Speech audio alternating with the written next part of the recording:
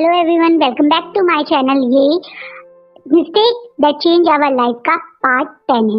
Last part में हमने देखा था लांगवांग जी का बर्थडे था और वहाँ पे शुशे ने अपनी गंदी नजर, जो विंग तो उसकी फर्स्ट डेट है, उसके अकॉर्डिंग विंग के साथ कुछ गलत करने की ट्राई की थी, लेकिन सही टाइम पे वहाँ पे वैनिंग आ गया था। लेकिन शुशे ने चाल उल्टी करके उन दोनों को ही बदनाम करने का सोचा।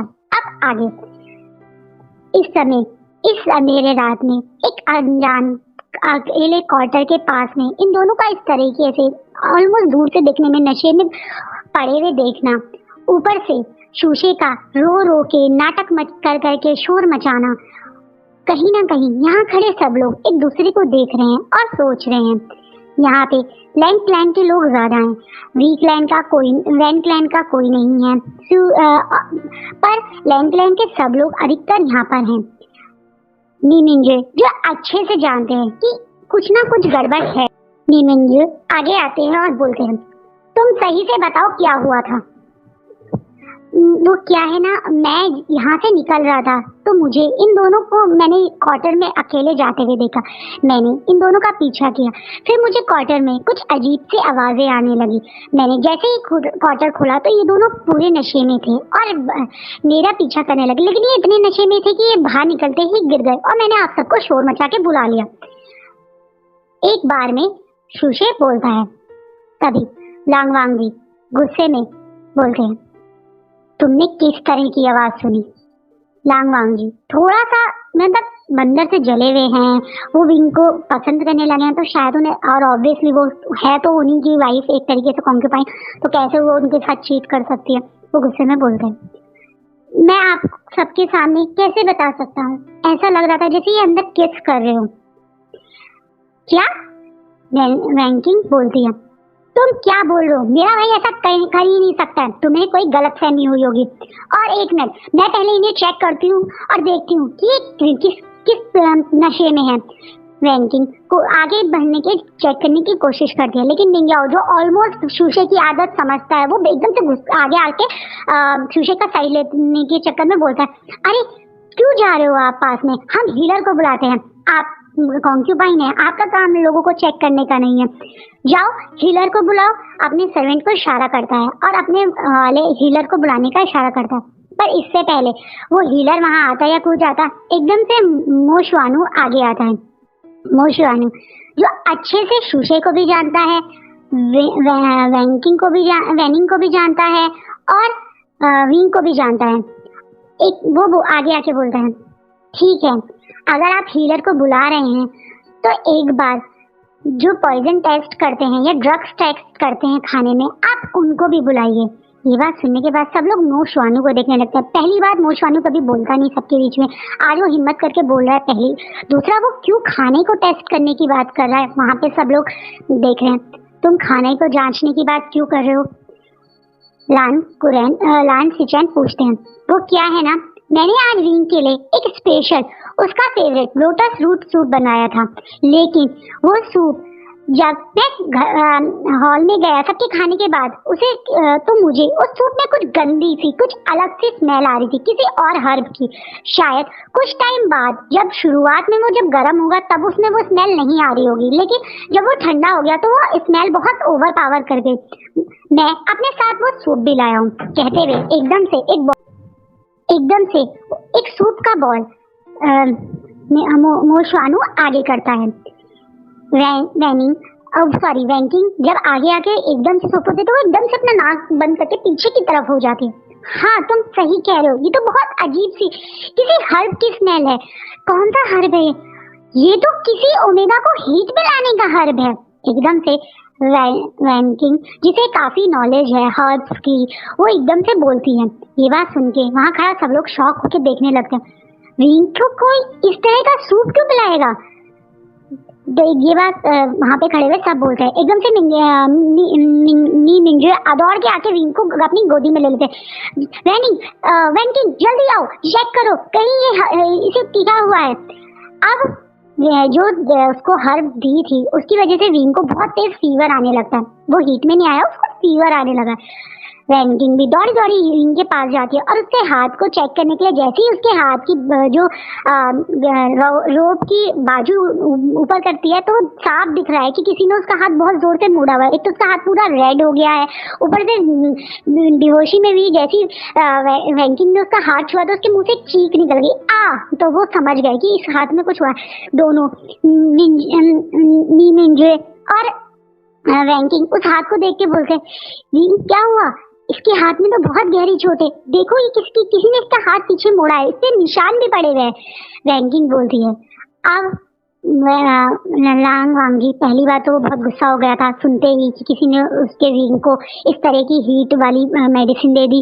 ऊपर से इस तरह से विंग का चिल्लाना जैसे ही उसका हाथ छुआ तो वो समझ गए कि कुछ गड़बड़ हुई है। वो दौड़े दौड़े मतलब दौड़े नहीं तेज कदमों से रैंकिंग के पास आके खड़े हो जाते हैं और तुरंत वो विंग को गोदी में उठा लेते हैं और बोलते हैं कि चलो इनकी कक्ष में देखे।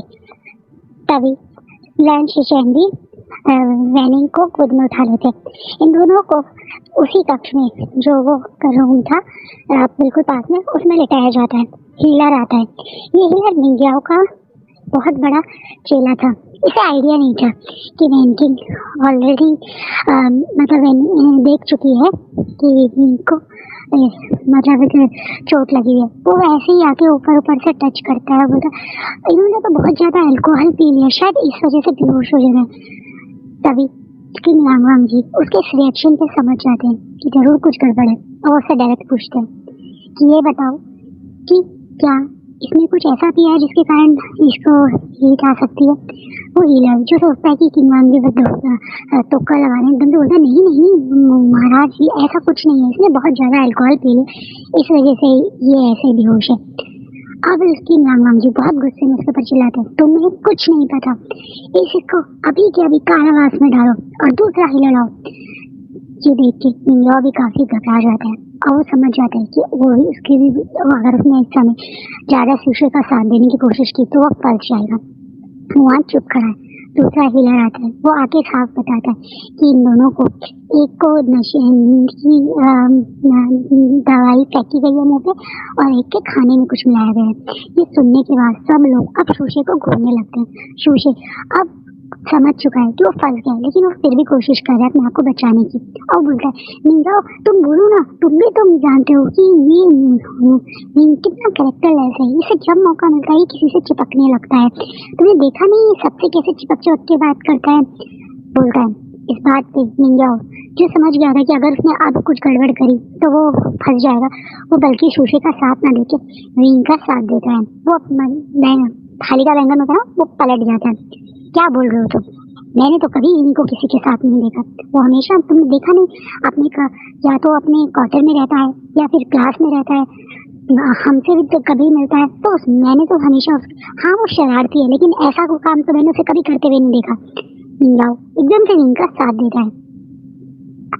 शूशे अब तो बात बढ़ा के बोलता अरे मैं बता रहा हूँ कि लांगवांग जी इन दोनों के बीच में जरूर कुछ गड़बड़ है, आपने देखा नहीं पर मेरे को पता है।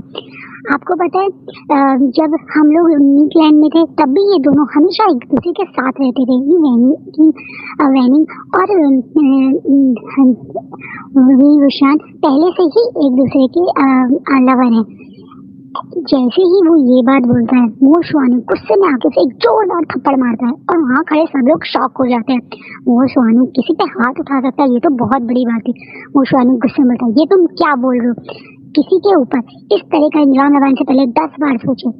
तुम जैसे हो हम शायद यहाँ खड़े किंग लांगवांग जी या बाकी लोग नहीं जानते पर मैं बहुत अच्छे से जानता हूँ। तुम ही हो जो इस सब के पीछे हो। मैंने कितनी बार देखा है कि तुम कितनी गंदी नजरों से विंग को देखते हो और आज भी मुझे पक्का यकीन है वो तुम ही हो जिसने विंग के साथ गलती करने की कोशिश की है। वैनिंग पूरा समय मेरे साथ था, वो थोड़ी देर पहले मुझे बोल के गया था कि उसे विंग से बात करनी है इसलिए वो उसके पीछे गया था और मैं उसके पीछे आया था। आज तक मेरी हिम्मत नहीं हुई तुम्हारे बारे में सबको बताने की, पर सच्चाई यही है कि तुम एक गंदे इंसान हो। तुम लोगों को गलत नजरों से देखते हो, उनके साथ गलत करते हो। गुस्से में एकदम से नहीं मोशवानू सबके सामने शीशे को बोलता है इस बात को सुनने के बाद नी मिंजो जो बहुत देर से शांत खड़े थे अपने गुस्से पे कंट्रोल करते आगे आते हैं और एकदम से शिवानी से बोलते हैं, जो तुम बोल रहे हो क्या वो सच है? हाँ, मैं जो बोल रहा हूँ वो सच है। अगर आपको यकीन नहीं आ रहा तो इनके सारे सर्वेंट्स को यहाँ बुलाइए और उनसे पूछिए। आज तक उन बेचारों को कभी किसी ने पूछा नहीं, इसलिए वो सच सामने बता नहीं पाए। कितनी गलत तरीके से ये उनके साथ बर्ताव करता है, उनको हरास करता है, ये सब वो बताएंगे। बिना समय लगाए किंग लांगवांग जी तुरंत उसके सर्वेंट्स को बुलाते हैं और सर्वेंट्स भी आज जिस तरह मोशवानी ने उनके लिए स्टैंड लिया, हिम्मत दी, वो भी अपने पैरों पे बैठ के सच सच बता देते हैं जो भी उनके साथ हुआ था। और ये बात सुनने के बाद किंग लांगवांग जी का गुस्सा तो एक्सट्रीम लेवल पे आ जाता है। सबसे पहले तो सबके बीच में इसको लेके जाते हैं, कॉलर पकड़ते हुए खींचते हुए किंग लांगवांग जी उसे उस हॉल में ले जाते हैं जहाँ पे लैंड कुरन थे और बाकी सब थे, मोशवानी के पेरेंट्स और उसके शू क्लैन के और भी लोग थे। सबके बीच में वो बोलते हैं, आज किसे ले इसी वक्त मैं इसे अपनी कॉन्क्यूपाइन से हटाता हूँ। ये इंसान कितने जितना गलत किया है हमारे नाक के नीचे, उस चीज के लिए मैं भी बहुत खुद को शर्मिंदा मानता हूँ। और इसी समय शुक्लैंड की सारी पावर जो अब तक शुक्लैंड के पास थी वो सब उनसे लेता हूँ। आज के बाद शुक्लैंड एक नॉर्मल क्लैन रहेगा, ना ही वो कभी मिनिस्ट्री में आ रहेगा, ना ही कोई किसी पद पे रहेगा।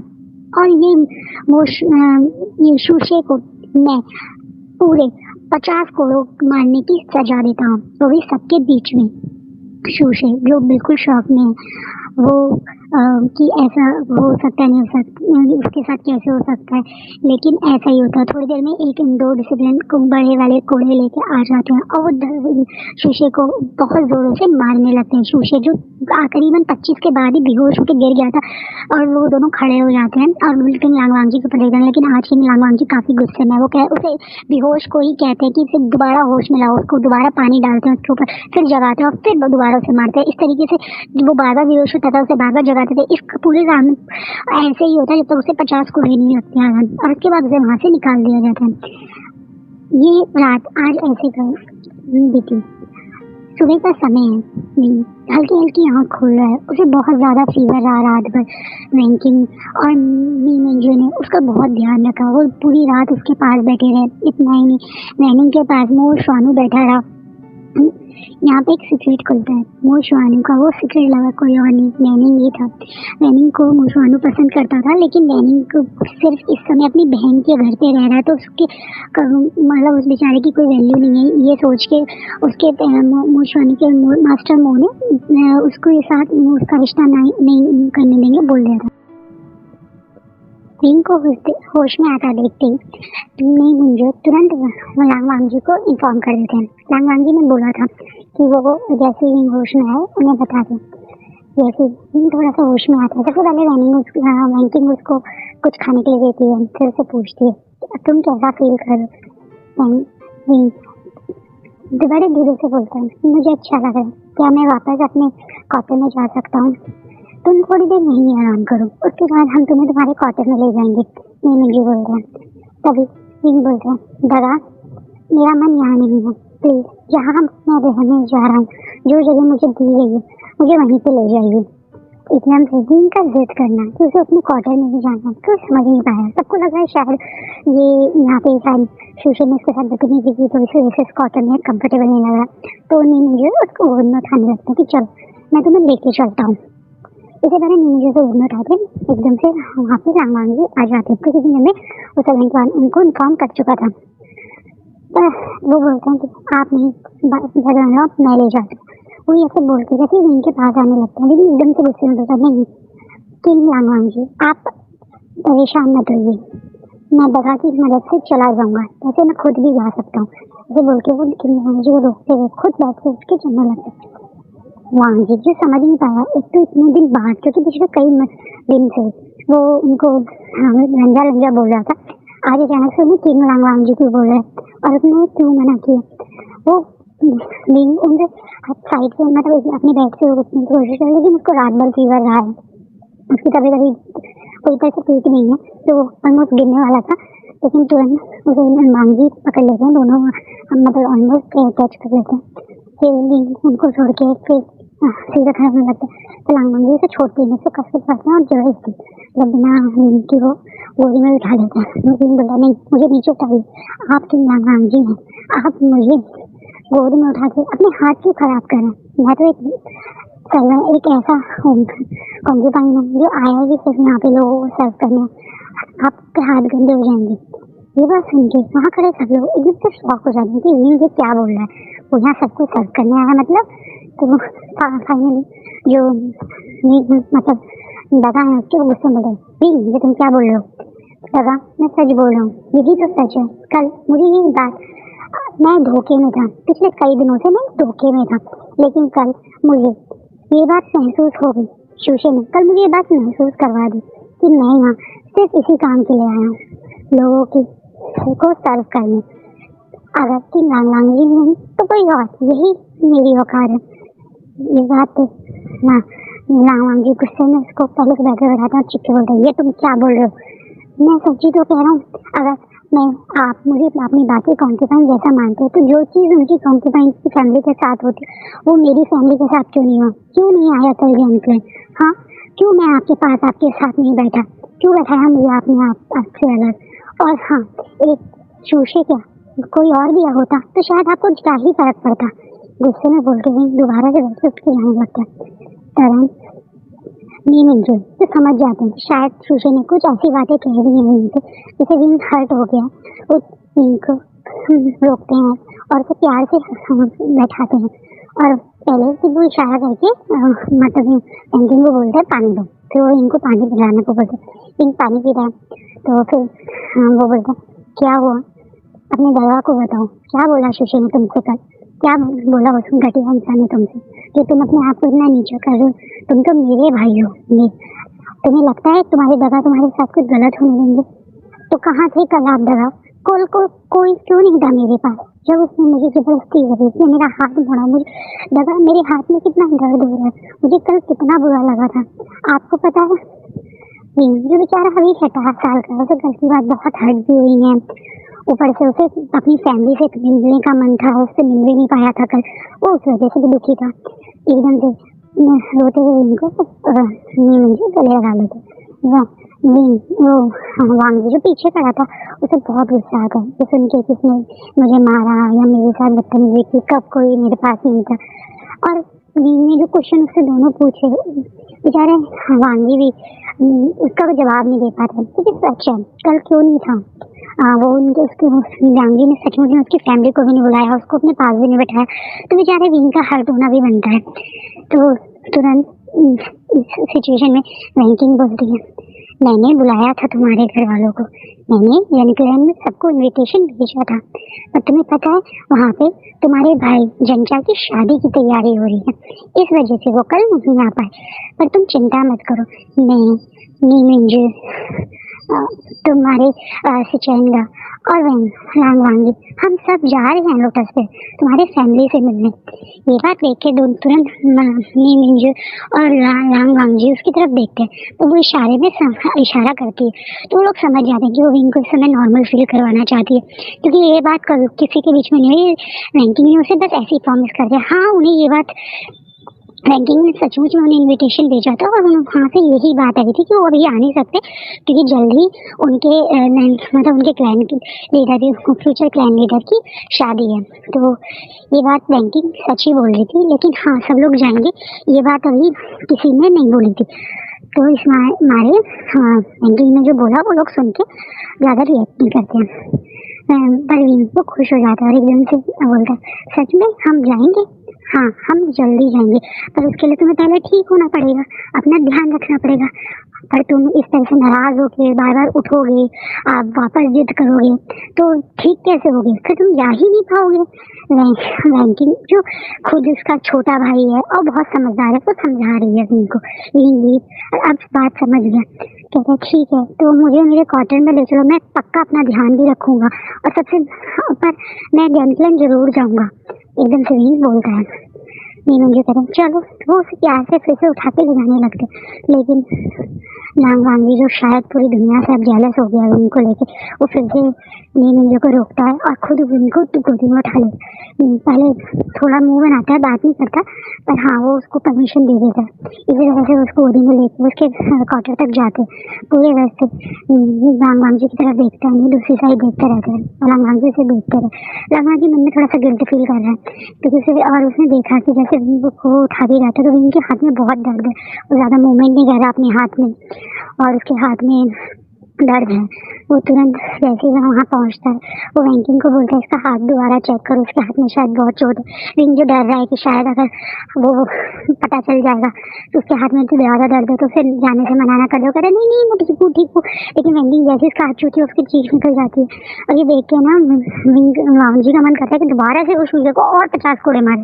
तो बेचारा क्या करे, वो चाह चुका है तो कुछ कर नहीं सकता। तो वहाँ उसके हाथ की पट्टी बांध दी जाती है कि ताकि वो हाथ में ज़्यादा मूवमेंट ना करे। जब सब लोग चले जाते हैं लांग वांगी वहाँ से नहीं जाता और वहीं खड़ा रहता है। सब लोग अपने में चले जाते हैं, वैंकिंग अपने भाई के पास चले जाती है। नीमिंग जो रात भर जगे हुए थे विंग की वजह से वो रेस्ट करने चले जाते हैं। विंग देखता है कि वांगी वहीं खड़ा हुआ है पर वो कुछ बोलता नहीं, वो चुप खड़ा रहता है। बहुत देर हो जाती है, 10 मिनट हो जाती है। फाइनली लांग वांगी बोलता है तो मुझसे नाराज हो जो, पर मैं तो एक छोटी सी कॉन्क्यूपाइन, एक ऐसा कॉन्क्यूपाइन जिसे यहाँ पनिशमेंट के दिया गया है दर्जा, मैं कि आप जैसे बड़े इस किंगडम के एक लौटे किंग लांग वांगी से कैसे नाराज हो सकता हूँ। उस समय विंग हाँ बोलता है। अब लांग वांगी तुरंत उसके पास बैठ जाता है। विंग मुझे माफ़ कर दो, मुझे कल तुम्हारे पास होना चाहिए था, मैंने तुम्हारे पास नहीं बैठा, उसके लिए मुझे माफ़ कर दो। लेकिन हाँ अगर तुम चाहते हो तो तुम लोटस फेयर जरूर जाना। अगर आप तुम चाहते हो कि मैं तुमसे नाराज ना हूँ तो तुम्हें भी मेरे साथ चलना पड़ेगा। विंग तुरंत बोलता वांगी जो ज़्यादा उस समय रिएक्ट नहीं कर पाता, तुरंत बोलता ठीक है पर तुम मुझे अब किंग लांग वांगी नहीं पहले की तरह लंजा बोलो। लांग वांगी जो शायद सबसे ज़्यादा हटी सी बात हो गया था जैसे दोबारा से लांग वांगी बोलने लग गया कि लांग वांगी, तो बोलता है विंग बोलता है ठीक है बोल दूंगा लंजा, पर सच बताओ क्या तुम सचमुच में मुझे किसी और को भी दे दोगे।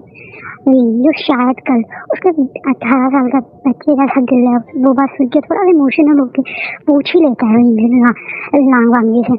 लांग वांगी ये सुन के बहुत जेलस हो जाता और बिना कुछ सोचे समझे एकदम से इनके दोनों हाथों से अपना इनका फेस काट रहता है और फिर पैशनेटली किस करने लगता है। विंग एकदम से आँख खुली रह जाती, बनती कि उसकी लाइफ का फर्स्ट किस है और इस समय वो ज़्यादा जब उसके हाथ में दर्द है तो ज़्यादा धक्का वक्का भी नहीं सकता, वो वैसे करे।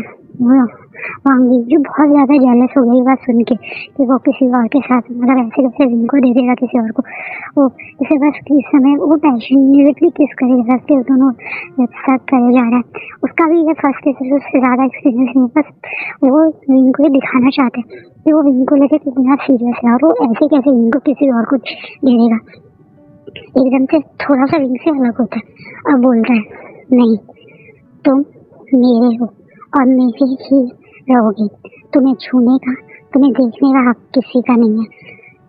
और हाँ उस शूशे को उसकी गलती की सजा मिल गई है, तुम चिंता मत करो, आगे से तुम्हारे ध्यान रखना मेरी जिम्मेदारी है और अब तुम यहाँ इस अकेले क्वार्टर में नहीं रहोगे, अपना सामान पैक करवा लो। मैं डिंगी से कहकर तुम्हारा सामान आज के आज अपनी एजेंसी में शिफ्ट करवा दूंगा। और इस ट्रेंड पे यहाँ पे ये पार्ट खत्म होता है। तो हमारे विंग अब शिफ्ट हो रहे हैं एजेंसी में और आगे इनके स्वीट मूवमेंट स्टार्ट भी होंगे।